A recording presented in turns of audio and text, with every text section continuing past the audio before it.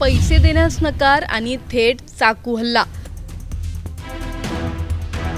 जालन्यात 27 वर्षीय युवकावर जीवघेणा वार। पेट्रोल पंपाजवळ घडली धक्कादायक घटना। रस्त्यावरचा एक साधा वाद क्षणात इतका विकोपाला जाऊ शकतो का? पैसे दे नाही देणार आणि पुढच्याच क्षणी हातात चाकू आणि रक्त सांडलं। जालन्यात घडलेली ही घटना फक्त हल्ला नाही तर शहरात वाढत्या बेधडक गुन्हेगारीचं एक भयावह चित्र आहे। नेमकं काय घडलं जाणून घेणार आहोत या व्हिडिओमधून। व्हिडिओ शेवटपर्यंत नक्की पहा आणि टाइम्स नाऊ मराठीच्या यूट्यूब, इंस्टाग्राम आणि फेसबुक पेजला फॉलो करायला विसरू नका। जालना शहरात पुन्हा एकदा गुन्हेगारीचा थरार पाहायला मिळाला आहे। पैसे देण्यास नकार दिल्याच्या रागातून एका 27 वर्षीय युवकावर चाकूने हल्ला करण्यात आल्याची गंभीर घटना समोर आली आहे। ही घटना छत्रपती संभाजीनगर चौफुली परिसरातील एका पेट्रोल पंपाजवळ घडली असून यामुळे परिसरात भीतीचं वातावरण निर्माण झालेलं आहे। मिळालेल्या माहितीनुसार शेख अझहर नावाचा हा तरुण काही कामानिमित्त त्या भागात गेला होता। तोही पेट्रोल पंपाजवळ तो थांबला असताना अचानक एका अनोळखी व्यक्तीने त्याच्याकडे पैशांची मागणी केली। सुरुवातीला हा साधा संवाद वाटत होता, पण अझहरने पैसे देण्यास नकार दिल्यानंतर वातावरण तणावपूर्ण झालं। वाद काही क्षणातच वाढला आणि अचानक त्या व्यक्तीने चाकू काढला। क्षणाचाही विलंब न लावता त्याने अझहरच्या चेहऱ्यावर वार केले। या हल्ल्यामुळे अझहर गंभीर जखमी झाला। चेहऱ्यावर झालेल्या जखमा पाहून घटनास्थळी उपस्थित लोकही घाबरले। काही क्षणातच तिथे गोंधळ उडाला आणि मदतीसाठी धावपळ सुरू झाली। जखमी अवस्थेत अझहरला तातडीने जिल्हा सामान्य रुग्णालयात दाखल करण्यात आलं। डॉक्टरांकडून त्याच्यावर उपचार सुरू असून त्याची प्रकृती सध्या स्थिर असल्याची माहिती मिळत आहे। दरम्यान या घटनेची माहिती पोलिसांना देण्यात आली। पोलिसांनी तात्काळ घटनास्थळी पोहोचून पंचनामा केला आणि जखमी तरुणाची रुग्णालयात भेट घेतली। आरोपीचा शोध घेण्यासाठी तपास सुरू करण्यात आला आहे। या घटनेनंतर परिसरात भीतीचं वातावरण निर्माण झालंय। रस्त्यावर चालताना सुद्धा सुरक्षित वाटत नाही अशी प्रतिक्रिया स्थानिक नागरिकांकडून व्यक्त केली जात आहे। दिवसाढवळ्या गर्दीच्या ठिकाणी असा हल्ला होणं ही बाब गंभीर मानली जात आहे। हा प्रकार फक्त एका व्यक्तीवरचा हल्ला नाही तर शहरातील कायदा सुव्यवस्थेवर प्रश्नचिन्ह उभं करणारी घटना आहे। पैसे दिले नाहीत म्हणून थेट चाकू हल्ला। राग इतका टोकाला कसा पोहोचतो आहे? रस्त्यावर साधा वाद आणि पुढच्याच क्षणी जीवावर बेतणारा हल्ला। शहरात नेमकं चाललंय तरी काय? अशा घटना रोखण्यासाठी पोलिसांची भीती कमी झाली आहे का, की गुन्हेगार अधिकच बेधडक झाले आहेत? आणि सर्वात महत्त्वाचा प्रश्न म्हणजे उद्या अशीच घटना कुणासोबतही घडू शकते। मग खरंच आपण सुरक्षित आहोत का? तुम्हाला या प्रकरणी काय वाटतं? आम्हाला कमेंटमध्ये नक्की कळवा। व्हिडिओ लाईक व शेअर करायला विसरू नका। तसंच अशा नवनवीन अपडेट्ससाठी व माहितीपूर्ण व्हिडिओजसाठी टाइम्स नाऊ मराठीला नक्की फॉलो करा। बेटे का नाम शेख अजहर, ये पेट्रोल पंप पे गया था। इन्हें उसको हटक से आके मारा। हरदम बोलता मेरे पैसे दे, मेरे को पैसे दे, मेरे को पैसे दे, मेरे बच्चा कहाँ से पैसे देगा। इन्हें आप बोला कि मैं आप तो बच गया, आप कभी तूने केस करा तो मैं तो जान से खत्म करूंगा। हाँ, ये धमकिया देता बार बार। पहले भी ऐसी धमकी दिया था इन्हें, तो हमने दिल पे लिए नहीं थे। और इस पे बहुत गुना दाखिल हुए हुए। ये किसको भी हथियार लेके फिरता, धौसा मारता, नहीं किसको भी धौसा मारता। इसके पास सब रहता, पिस्तौल रहते, हथियार रहता, सब रहता इसके जेब में रहता। आसिम नाम है उसका, चंदन जिले का, राबिया मस्जिद के पास रहता। इसका मेरे को इंसाफ दिलाना, नहीं तो मैं पुलिस स्टेशन में आत्महत्या कर लूंगी।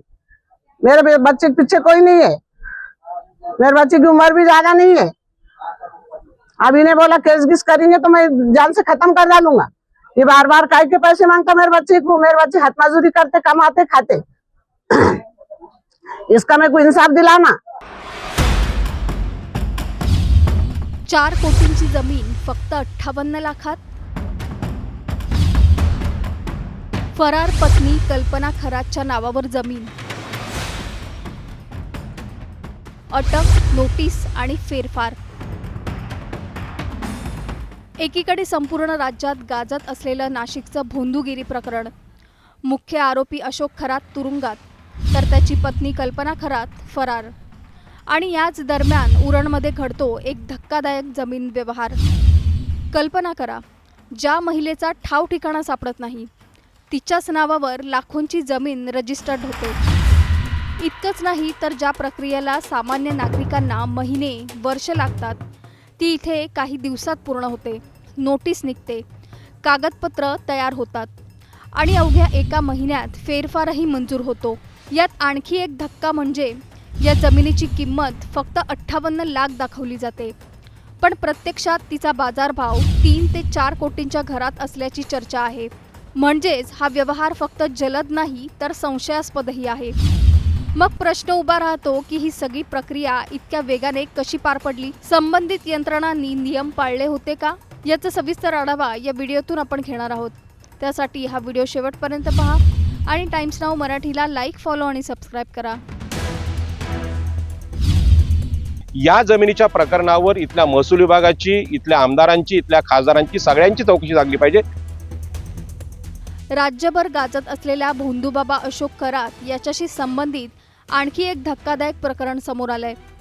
यावेळी मुद्दा आहे तो उरण तालुक्यातील जमीन व्यवहाराचा आणि या व्यवहाराने प्रशासनाच्या कामकाजावरच मोठं प्रश्नचिन्ह निर्माण केलंय. मिळालेल्या माहितीनुसार उरण तालुक्यातील चाणजे गावात 12 मार्च 2026ला एक जमीन व्यवहार झाला. Survey number 371/3. ही जमीन कल्पना अशोक खरात हिच्या नावावर रजिस्टर करण्यात आली. या जमिनीची किंमत सुमारे 58,50,000 रुपये दाखवण्यात आली. पण इथेच सगळं प्रकरण संशयास्पद बनतं, कारण बाजारभावानुसार ही जमीन तब्बल 3 ते 4 कोटी रुपयांची असल्याचं सांगितलं जात आहे. सर्वात धक्कादायक बाब म्हणजे हा व्यवहार कल्पना खरातच्या नावावर झालाय आणि ती त्या काळात फरार असल्याची माहिती समोर आली आहे. म्हणजेच जी व्यक्ती फरार आहे, जिचा ठाव ठिकाणा लागत नाहीये, अशा व्यक्तीच्या नावावर जमीन खरेदी कशी झाली आणि त्यासाठी आवश्यक असलेली कागदपत्र, ओळख पडताळणी कशी पूर्ण झाली, हा मोठा प्रश्न उपस्थित होतोय. इतक्यावरच गोष्ट थांबत नाही. 17 मार्चला म्हणजे अवघ्या 5 दिवसात तलाठी कार्यालयाने नोटीस काढली आणि योगायोग असा की याच दिवशी अशोक खरातला अटक झाल्याची नोंद आहे. एका बाजूला अटक आणि दुसऱ्या बाजूला जमीन व्यवहाराची प्रक्रिया इतक्या वेगाने झाली, त्यामुळे या प्रकरणातला संशय अधिकच गडद झालाय. यानंतर 13 एप्रिलला फेरफार क्रमांक 8351 मंजूर करण्यात आला. म्हणजे अवघ्या एका महिन्यात संपूर्ण प्रक्रिया पूर्ण झाली. सामान्य नागरिकांना सातबारा बदलण्यासाठी महिने, कधी वर्ष लागतात, पण इथे सगळं एक्सप्रेस वेगाने झालं. या प्रकरणात दुय्यम निबंधक कार्यालय, तहसीलदार, मंडळ अधिकारी आणि तलाठी यांच्या भूमिकेवरही प्रश्नचिन्ह उपस्थित होते. विक्रेत्यांनी खरी ओळख तपासली होती का? कागदपत्रांची पडताळणी नीट झाली होती का? की सगळं काही घाईघाईत पार पडलं? दरम्यान तपासातून आणखी एक धक्कादायक बाब समोर आली. अशोक खरातची नजर 3ऱ्या मुंबई प्रकल्पावर असल्याची चर्चा आहे. याआधीही पुणे आणि सोलापूरमधील त्याचे जमीन व्यवहार समोर आले होते. त्यामुळे हा फक्त एक व्यवहार नाही तर मोठ्या साखळीचा भाग असण्याची शक्यता व्यक्त होते. गुपचूप येऊन खरात बाबांसारखी चोर मंडळी ते जमिनी खरेदी करतात आणि त्या खरेदीसाठी इथले तहसीलदार, इथले प्रांत, इथले तलाठी जे अनमोल असं सहकार्य या भोंदूबाबांना करतात. त्यावरून सिद्ध होतं की रायगड कधी विकला जाईल हे लोकांना कळणार नाही. आणि म्हणून छत्रपती शिवाजी महाराजांना मानणाऱ्या, दिबा पाटील, बाबासाहेब आंबेडकर यांना मानणाऱ्या लोकांनी सावध व्हावं. या जमिनीच्या प्रकरणावर इथल्या महसूल विभागाची, इथल्या आमदारांची, इथल्या खासदारांची सगळ्यांची चौकशी लागली पाहिजे. कारण आम्ही लोकप्रतिनिधी याला जबाबदार असतो. मी इथे आलेल्या सगळ्या पत्रकार बांधवांना धन्यवाद देतो. आपण या जमीन फसवणुकीचं प्रकरण बाहेर काढतायत. मुख्यमंत्र्यांना विनंती आहे की या जमीन प्रकरणी खरात बाबाच्या घरावर बुलडोझर चालला पाहिजे. याच पद्धतीने महसूल विभागातले जे अधिकारी आहेत त्यांच्या घराची चौकशी झाली पाहिजे.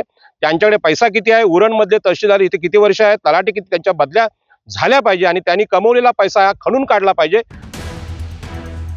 एका बाजूला आरोपी अशोक खरात तुरुंगात, त्याची पत्नी कल्पना खरात फरार आणि दुसऱ्या बाजूला तिच्याच नावावर कोट्यवधींचा जमीन व्यवहार काही दिवसात पूर्ण.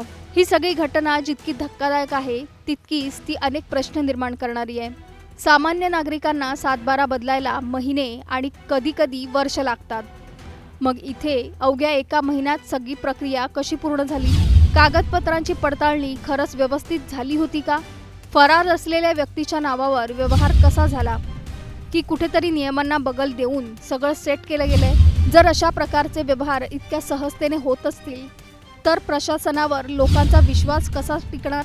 आणि उद्या असा प्रकार तुमच्या आमच्या जमिनीबाबत झाला तर न्याय मिळेल याची खात्री आहे का? तुमचं यावर मत काय? आम्हाला खाली कमेंट करून नक्की सांगा आणि चॅनलला सबस्क्राईब करा.